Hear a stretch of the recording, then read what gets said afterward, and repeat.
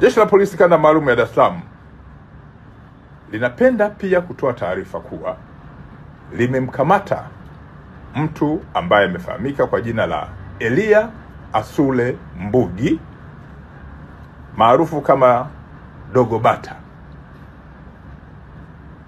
Huyu ni Mnyakyusa mwenye umri wa miaka 25, alikuwa ni mkazi wa Segerea na alikuwa akiendesha gari namba T 580 EAE aina ya Tata daladala, ambaye alitoroka mara tu baada ya kusababisha ajali iliyosababisha kifo cha Superintendent wa polisi Awadhi Chiko, ambaye alikuwa ni mkuu wa polisi wa wilaya ya kipolisi ya Chanika Ilala jijini Dar es Salaam.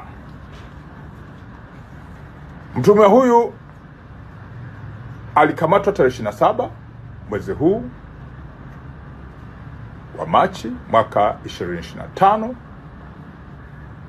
baada ya kuwa ametorokea eneo la Mbalizi mkoani Mbeya. Makachero wa Kanda Maalum ya Dar es Salaam walifuatilia nyendo zake na hatimaye kufanikiwa kumtia mbaroni na kumrejesha jijini Dar es Salaam, na jeshi litafanya kazi ya haraka kuhakikisha kwamba anafikishwa mahakamani haraka iwezekanavyo.